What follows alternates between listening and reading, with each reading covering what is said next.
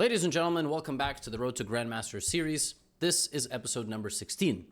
In this series, I take you through the behind-the-scenes training, as well as the over-the-board tournaments that are necessary for me to reach the Grandmaster title. And in episode number 16, I am going to be showing you a recent part of a lesson that I did with my coach, Grandmaster Artur's Nick Sans, where we deeply analyzed the first two games that I played in the Madrid chess tournament against the two strongest players. Both of these players were Grandmasters. As always, if you'd like to support Coach Nick Sans, he does have courses of his own. He does have a YouTube channel. I'll put a link in the description to that. And a friendly reminder, I am uploading like bits and pieces, 30 minutes, 40 minutes, 1 hour lessons here to YouTube. But to unlock all of the lessons, it's just $7. And it's on the GothamChess Patreon. So I'll put a link in the description to that as well. Thank you for continuing the Road to Grandmaster series. I'm learning a lot from Coach Nick Sans. Hopefully you are learning a lot from my own game analysis, as well as some of our lessons together. And the next tournament coming up is July 10th to 14th.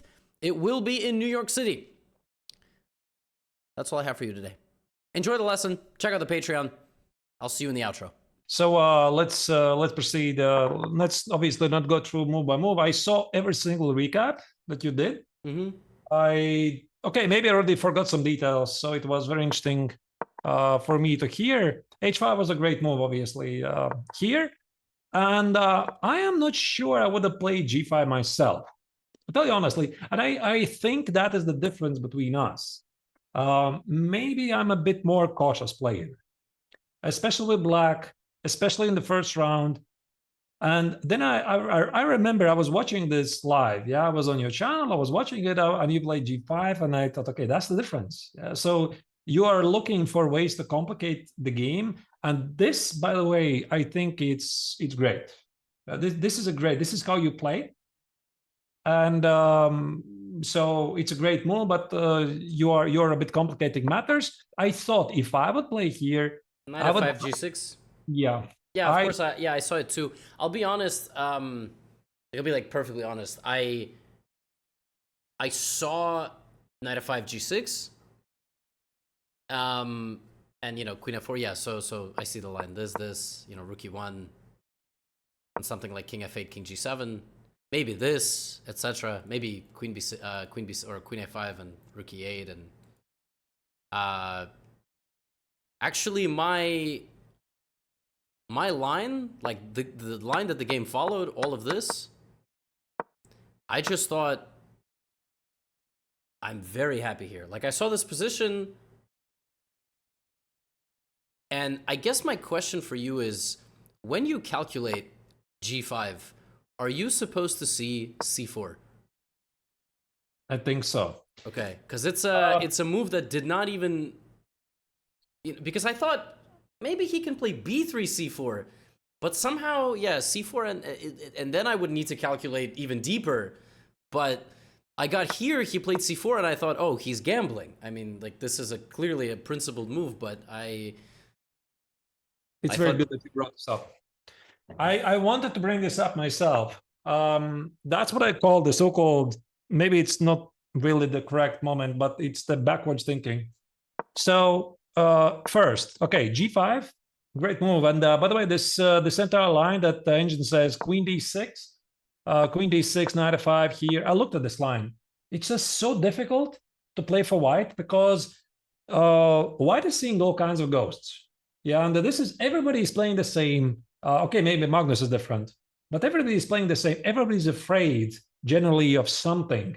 And it's very difficult to calculate things precisely. You see some threats like G4, long castle, whatever, and you automatically, psychologically side with black. So here, Rook E1, long castle, Queen A7, and Knight B6, and whatever. You just like this with black, although engine gives some advantage to white. Yeah, so this is quite difficult to see. And even if, let's say, Sosa, if he saw Queen A3, the most difficult thing is to evaluate. I mean, how do you evaluate this position? And that's why I think that this is not very human. I don't think I also would play Queen D6, Queen A3. I mean, you need to be 2750 in order to even understand that this is great. So what he played is perfectly human. Bishop G5, Knight F5. And I thought that here it was a very important moment for you that since he played Queen H3, you had to like pick up that he is fighting. that Yeah. he is, he's going to go for the kill. Because if he felt that he's in danger, this is round number one. I thought he's totally going to play queen f4. You're going to play queen g5, and you're probably pretty happy. Although the pawn on h5 is weak, you have no issues. He trades the queens, plays something like king f1, rook d1, whatever, and the position is dead equal. Yeah, there's nothing for either the player. And he played queen h3.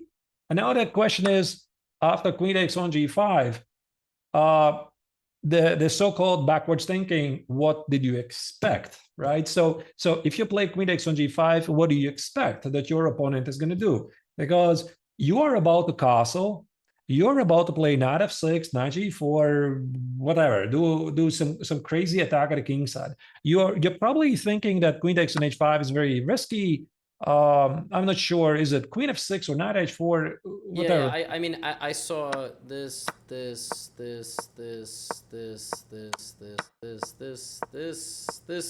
and it's probably a draw. So when I saw that, I thought, okay, I mean, yeah, this is what I would call my minimal program. Yeah, it's a bit, again, I'm a big, I'm very big on these weird. no, I get it. But again, if I'm playing 2200, this can't be I can't use this. Like, it's nice I'm playing him. So maybe against 2200, I would play knight f5, g6, just keep pieces on the board. But when I saw this, I thought, yeah, I have to get better at this, because sometimes missing moves like c4 will be fatal. Yeah, I saw this and I thought, long castle, double my rooks, knight f6, knight h4, like, I'm thrilled. And he played this pretty fast. Because yeah, he put himself a bit in the corner, I think, with this move queen h3, and that's why I was a bit surprised, to be honest, to see this, because when I was looking at this, okay, c4, it was a very obvious move to me. It's pretty common idea. He's trying to expose your king. He's trying to open up the game. It was very obvious. What was not obvious to me, how to evaluate. So I see the idea. I see c4, d5, d5, c5, but then what? Yeah, that was the most difficult part. And I thought that queen h3 was a bit, it was a very responsible move for him. And I think that you won the psychological battle, because you play g5 and you literally taunted him. It's like, I don't respect you. I want to kill you right here. And I think there was a very big psychological moment right here that he was like intimidated what you are doing. And that's why maybe out of this intimidation, out of this battle to prove that I'm the GM here, this is why he played queen h3. I think so, because if he felt, for example, if he was playing against Levy 2-0 and he knew that, maybe he would have played completely differently. And I think that he thought that he's going to crush you. Yeah, and that's why he played queen h3, c4 very confidently. But I felt that this is a very responsible move. And I think this is something you still should have seen, because this is pretty forcing line. And when you start to calculate things, captures, checks, threats, first they go first. And you play g5, you have to expect totally the first move bishop takes on g5. You have to see this. This is forcing, this is forcing, this is forcing, this is forcing. You're expecting two moves, queen f4 or queen h3. So queen h3, you probably think this is going to be the ambitious move. And if you calculate this from afar, you already envision what he's going to do next, because your idea is very obvious here, what you're going to do, what he's going to do. Yeah. It's got to be c4. Yeah, when you look at this from this angle, then it's very obvious. Okay, final moment. So here after d5, by the way, I don't have to take the pawn, but I thought it was principled, because if I don't take... the engine shows I can, like, play knight f6 or something, but I thought, like, he's going to need time to win the pawn back, and so I thought it was just principled to take it. Absolutely. So I actually didn't think... I spent 3 minutes literally playing on principle, like, okay, he's going to go d5, but he's a pawn down, so I'll figure it out. It's a good principle. It's a good principle, because you're also... you're not afraid, meaning your opponent offers a sacrifice, you don't automatically assume that he's correct. Yeah. There's this, you do know well in the Russian language, доверяй, но проверяй. Yeah, доверяй, но проверяй. Yeah, you always go by this principle, and I don't really trust you. Okay, I mean, I definitely sense there's some danger, but let me just check it.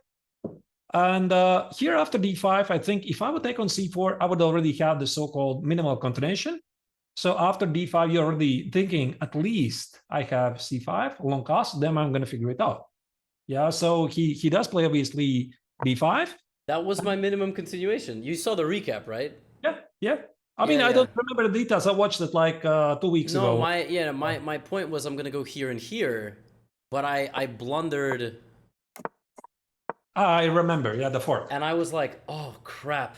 Like, it's, So this was actually the first cold shower of the tournament. Like, for me, I needed to reset because I thought, am I going to lose? Like, what have I done? Because, my original idea was to do this. So once I saw that didn't work, I started looking at some other options. Then I started thinking, like, I could go here maybe. And I spent a long time, probably could have spent maybe 5 to 10 minutes less, but I was trying to like double check everything. And I was very happy to come up with just this move. And he doesn't have anything, actually. Like, I have this king f8, queen h4 idea, and I solved my problems. Like, I actually did the best that I could do, so... So I kind of already don't remember what you said. You said that you also considered 95, and but what was it? What you said that after 95, what was the reason why you decided not to go there? I didn't have a concrete reason. I didn't like I was keeping the position open for his bishop, and I didn't like my weaknesses. That's literally... there was nothing concrete. It was also based on principle. Like, I thought c5 must be correct because... Yeah. I agree.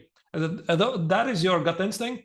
You just feel even this position might be playable. I have multiple weaknesses. My king is never going to be safe. It's going to go to f8, and this means my king set attack is not going to happen. So you just follow some general guidelines, which are backed by some basic calculation that c5 works. You notice there's this knight c3, 94 idea. You see 94, there you go. Yeah, this was very good. Knight e4, rook e1, king f8. And then he blundered. He blundered because this is typically what happens, that people focus on their ideas that they don't see. They don't see what the opponent is planning. They're not working out the candidate moves for the opponent, captures, checks threats, and he blundered queen h4. Yeah, very beautiful move, of course. Very fancy move, the only move. And now basically you play the perfect game. Yeah, so this was like absolutely perfect game. There's nothing. It's funny, this move b6 also, like, I've talked about this throughout some of the recaps, like, it's exactly from the lessons, like, that we've done. I mean, I was looking at so many forcing lines here, of course, nothing more obvious than this. This is the top line of the engine. Yeah. But I've just felt like 10, 15 minutes remaining on the clock, I'm gonna let his knight and king in, like, maybe. So I just thought, okay, just b6, and he called it very smart in the postmortem. He thought b6 was... Yeah. And I thought, like, why am I rushing? I mean, I don't... And, I thought it was a smart move, and I'm going to win his pawns. And I saw, like, the whole continuation, king h5, and I thought I'm winning in the rook endgame. I was, but I needed to be more accurate. It was almost a perfect game. Like, almost every decision I made was right, and I was very happy. Yeah, this was definitely one of your 2 best games. By the way, can you guess which is going to be the second best game? Or maybe even the best game. No, I think Diego, right? No. Really? No. I mean, I don't think that the game impressed me the most. Diego game, he collapsed. So, I mean, he played some nice idea f3, e4. The position just plays itself, basically, after that. Yeah, so... There was one... Then the next game is probably Julio? Who was Julio? What was the game I lost? No. Really? I mean, that was a good game. So the game you played this Caracan, which turned to French. Oh, the game... the game I drew, I was winning like 3 times, but it was all kind of strange. Yeah, why I liked it, because you outplayed the guy completely. Yeah, so from the start to the very end... You sacked the pawn, you were like pushing and finding ideas. I could feel that, we're going to talk about it a bit later, but I could feel that you know a lot of French ideas, and I was really impressed. Because against Diego, it was like, okay, the guy was very nervous, you push the e4, the position opens, and sometimes we say the position just plays itself. Yeah, you just play these active moves, and everything just happens. That is true, that is true. I didn't need to... Yeah. And I there think you that, just yeah. outmaneuver the guy. I liked it. Yeah, so we're going to talk a bit later. I thought that was totally your best game. And this maybe is the second best game. Maybe the best game, maybe the second best game, doesn't really matter. That's funny. Wow, I would have never. Maybe I'm wrong, but I was impressed. I was impressed all about the game the most. Yeah, although you didn't win it. I think my mood was already so bad from everything happening and like exhaustion that I didn't think I played great, but that's because I was low on time and I didn't win in the end. And No, you but yeah, played. yeah, maybe I played. Yeah, everything here was planned. Right here, I thought it was completely over. Then I realized he can somehow push his pawn, and then I started getting a bit nervous. Then okay, we had like 1 minute, so There's not really much I can add. You already did. I should have played Rook D6 to not allow King F6 probably. Here was this one moment you could have played maybe a bit more nuance. Why do you allow his king to be activated? You can play King D7. I mean, it's not like he's threatening to take on C4. I was, I guess, worried about checks, but just King F8, yeah. Yeah. So, okay, it doesn't really matter. I mean, this is not really so important because the position is winning anyway. And you already explained everything in the recap that you panicked a bit. You didn't realize you have to drop 2 pawns. But, to your defense, this entire sequence, okay, it's time scramble. I have missed even worse victory, so that there's nothing wrong with this. But this entire sequence where he was supposed to pick up this insane idea. Yeah, Rook B1. here, and draw, yeah? Come on. Yeah, okay. So, yeah, so I didn't really blow. I mean, I got a little lucky that even with this, my outside pass pawn. Even this is not so obvious, by the way. Okay, Engine said this is a draw, but come on, you can play this like 100 moves, and there's still a perfect chance that he's going to misplay this somehow. Not Levy's draw to me. Yeah. So no, I was mentally prepared for a draw after I blundered C4, but then I played F6 and I thought, wait a minute, I think I'm still winning. And I mean, for a human with 2 minutes on the clock, I think it's winning. I mean, it's... Yeah, I agree. This was basically the only line he was wrong. Yeah, of course, here I had, I thought down to 5 seconds. Oh, no, not here. And yeah, I should have realized, like, I can get in. Okay, he can still defend. Like, he can play A4 and Rook D7, A4. Like, it's not over. Then I have to give up the next pawn, and this is winning. Yep, exactly. This was a good learning. I mean, I've never seen a structure like that. Like, 2 double pawns, and I have to just toss them and go. And but yeah, this all happened because of Queen H4. So it was nice, and yeah, I managed to win. And it was a surprise at the end that I won because I thought it was a draw after I blundered C4. So I was very happy. It was. I could see. Yeah, but listen, one more suggestion about this game. I think that you improve this in the coming rounds. Maybe this comes from the lack of practice. I noticed a couple of times, especially during the first game, you played the moves with a couple of seconds on the clock. Maybe this is how you are used to do this. Maybe you are in charge. You are not nervous. Everybody else is, especially the coach. So maybe also for your own confidence, you can always remind yourself, and this is what you did, by the way. This is what you did exactly in this best game, that you outplay your opponent. You start to repeat the moves. You can always make a lot of easy moves in dominating position. There's no need for you to play the perfect game. This is, by the way, something that I think I said it once, I'm doing myself, that we like to play the perfect game from the start to finish, yeah? But you can easily make a lot of easy moves here. For example, where was this moment? I'm not really sure. Where you can repeat the position a couple of times, where the position is non-tempo driven. You can shuffle the pieces here and there, here and there. You play 3, 4, 5 moves. You get extra 2-3 minutes on the clock. And then you stop, you calm down, and you figure out what to do.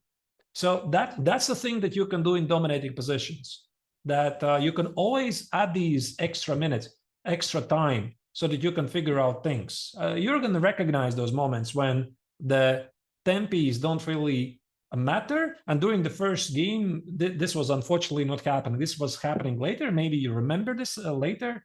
But I felt that this is the trick that you could have done here. Yeah, it's very hard. Like, it's very hard for me to just play moves. I'll I get know. better at it probably, but You will. You will. it's actually a lot easier for me to play fast with about 15 minutes remaining and just trust my instincts.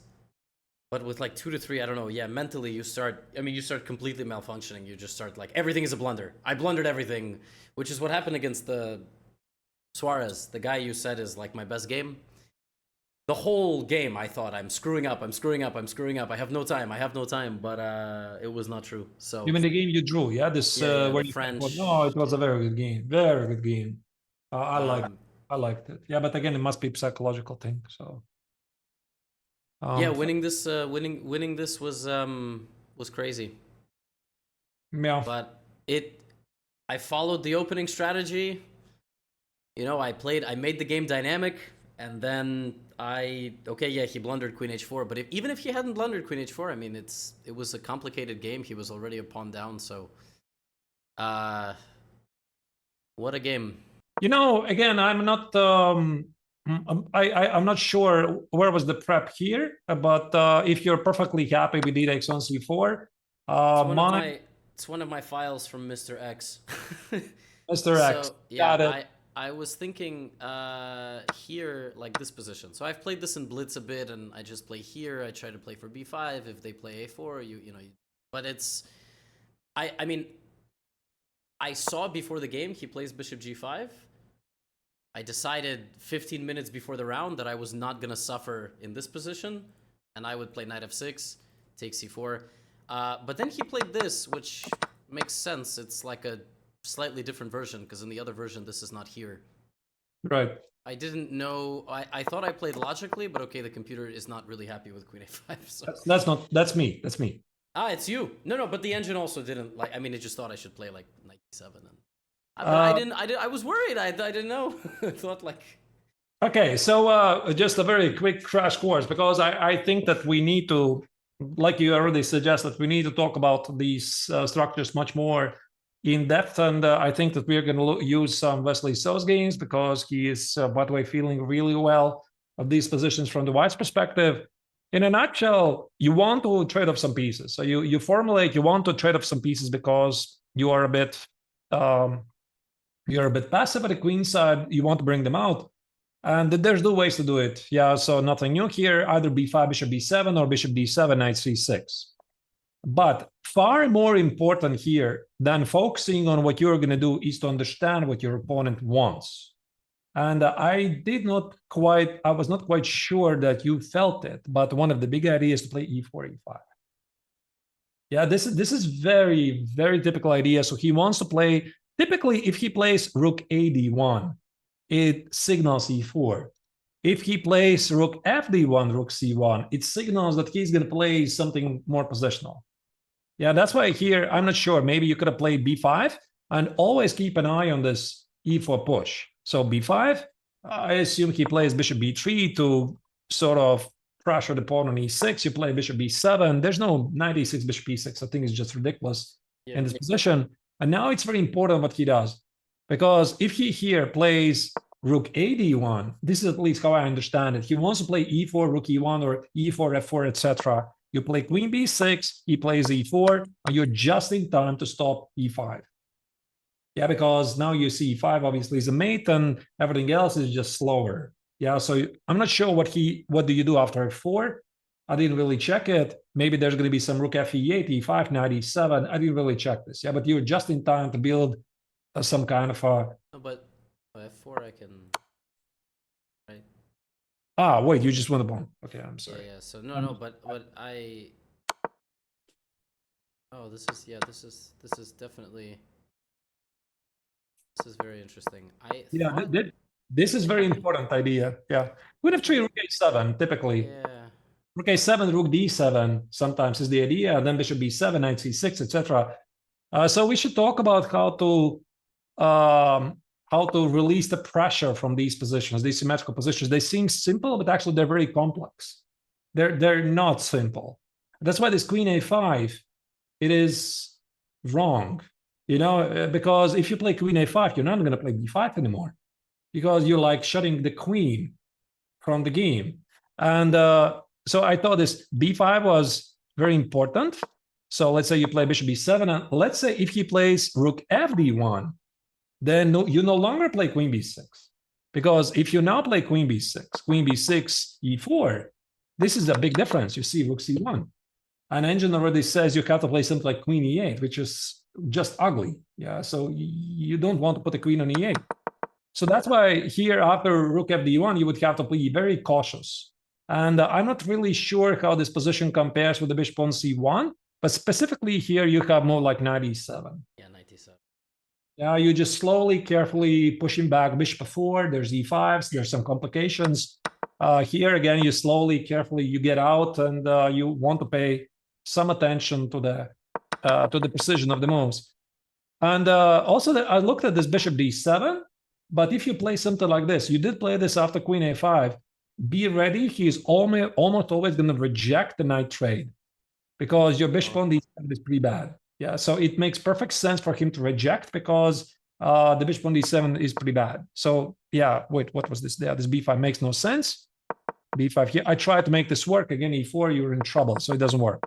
Okay, so you play queen f5. He plays, you hit the bishop.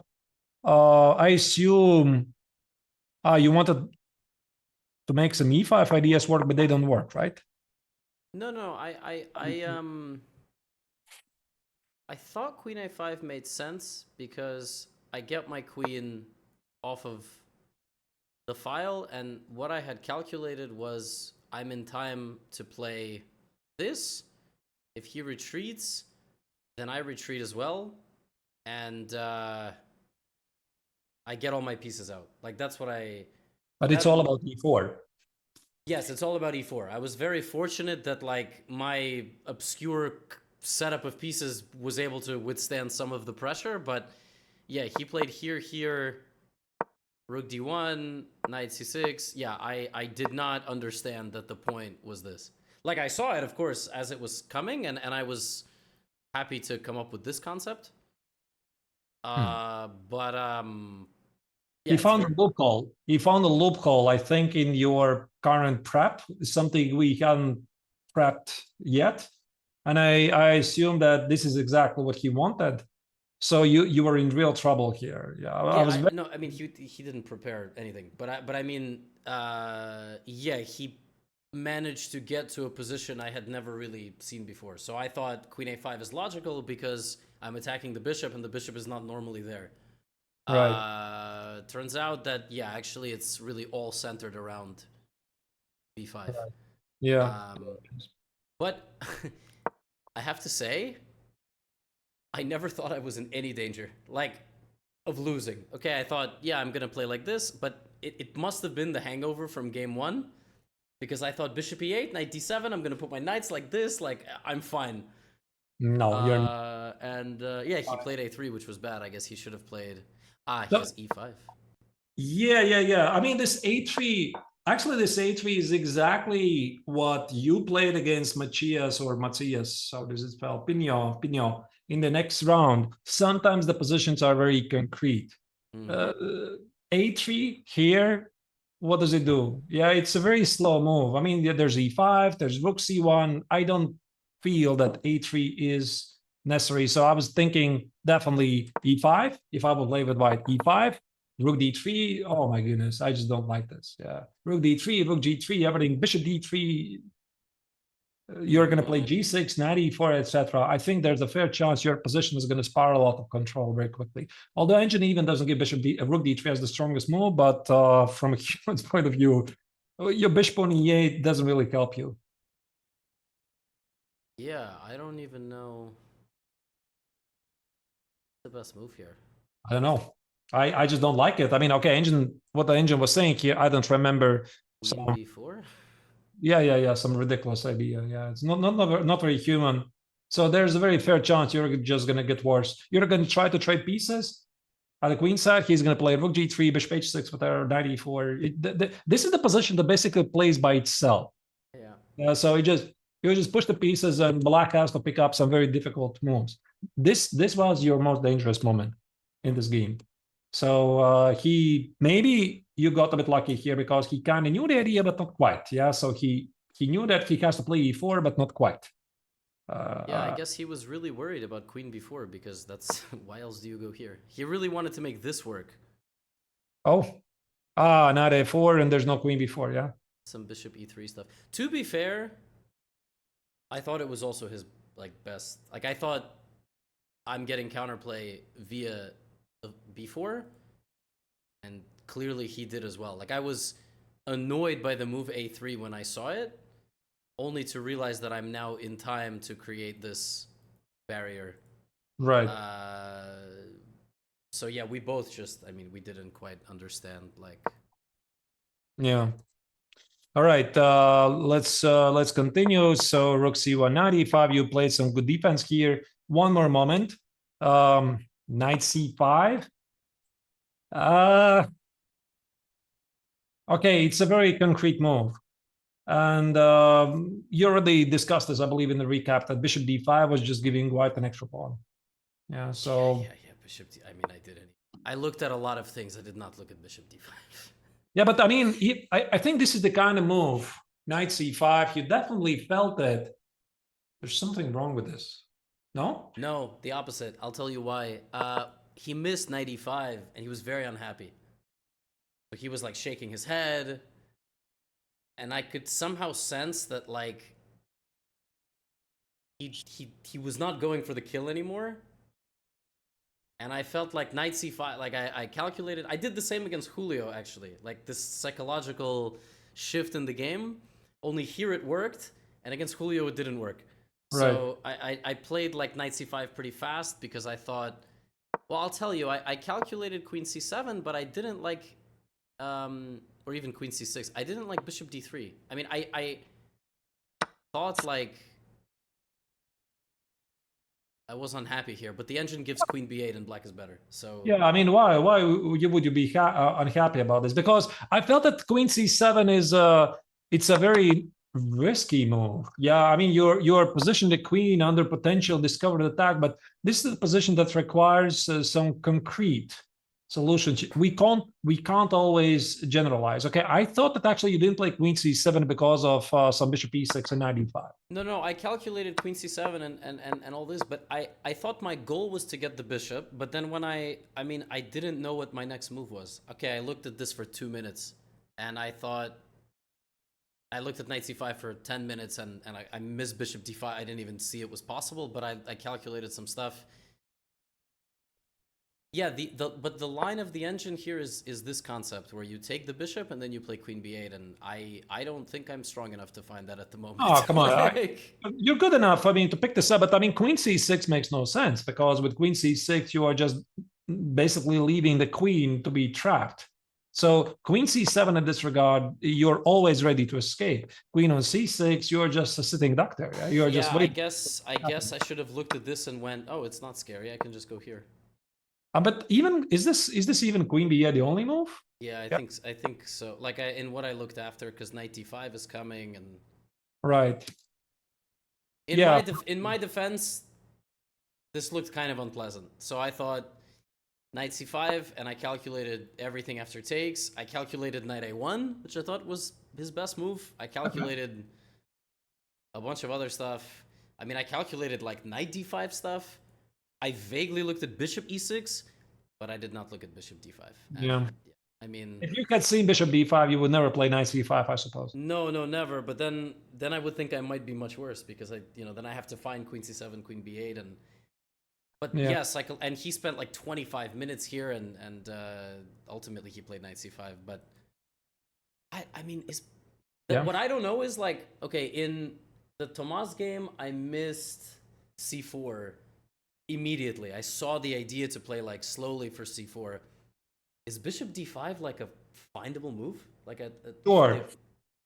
Yeah, totally. I mean, for you, maybe, okay, I could understand that you could miss it in the calculations, because we tend to miss unusual ideas. We tend to miss positional sacrifices by opponent just hanging the pieces. The brain quite doesn't work like that.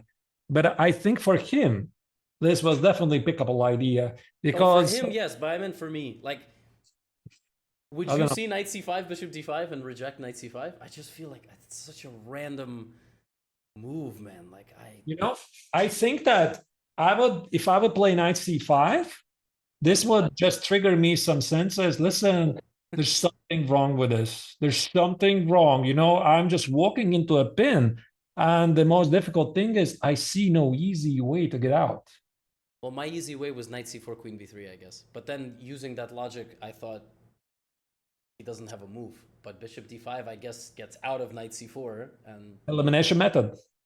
You just eliminate every single move. By the way, if you're entering such a dangerous zone, okay, I do know I'm contradicting myself. Sometimes I'm saying that now you should listen to your senses, but you got to calculate here. If you enter such a dangerous zone, you just do basically elimination method. Every single piece that can move, you check it. Every single legal move. Because your idea, okay, knight c4, queen b3, you just ask yourself, what can he do about it? Is this bishop, knight, bishop, rook, queen? You just cross it out. Sometimes there's just no other way you can see it. And if you cross it out, bishop d5, this is how you can find it, maybe with the elimination method. Otherwise, it's just a big imagination. But he was supposed to find it, and he did not. Yeah, I think thinking 20 minutes. Yeah, probably he should have. He should looked at bishop e6. He told me after he looked at bishop e6. He also might have looked at bishop d5. If I remember in our analysis after, he said, "Oh, I vaguely took a look at this move, but I didn't think it worked." And yeah, he's just on. Just up a pawn and no compensation for it. Yeah. Okay, maybe you would still make a draw. Final moment about this game. Here he basically already decided to make a draw. That's the feeling I got. Now, you said something after the game. You said, I thought maybe I'm pushing here, which I think you're perfectly entitled to, because you have equalized the game comfortably. You have beautiful pieces.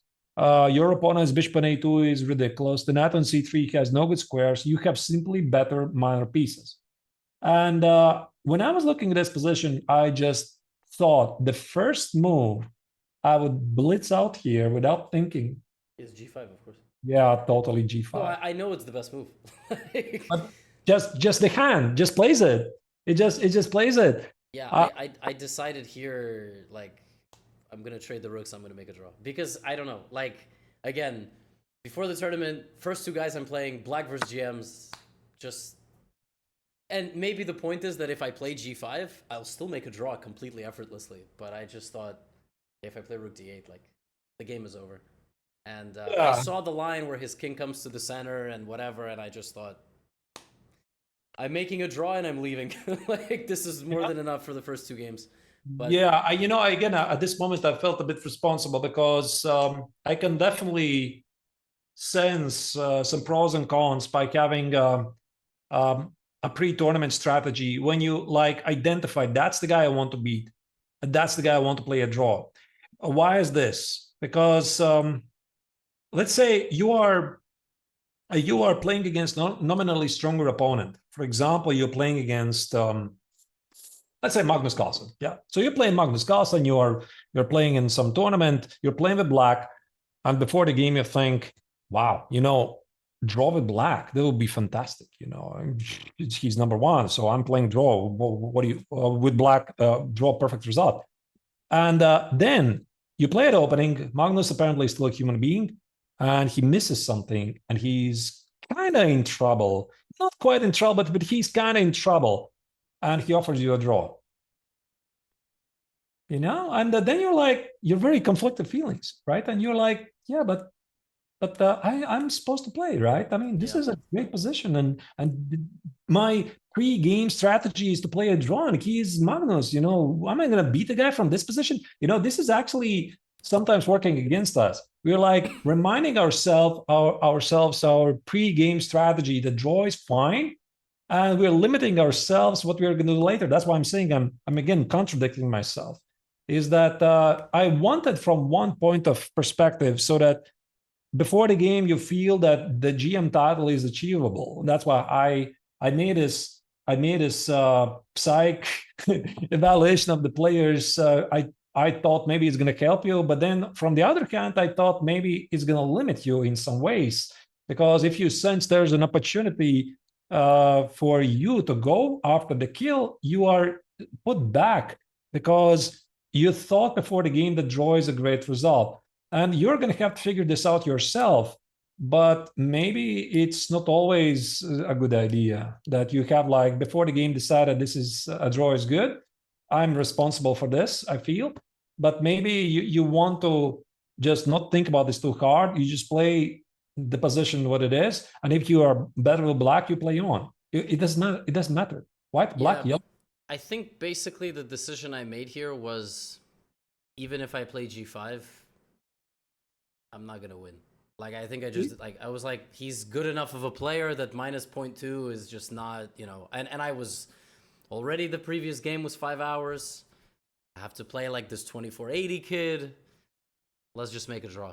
Hello, it's Full Screen Gotham again. Hopefully you enjoyed that analysis of the first 2 rounds of the Madrid chess tournament. I think I will upload maybe one more video where I show you the very painful defeat that I suffered in the 8th round of the Madrid chess tournament.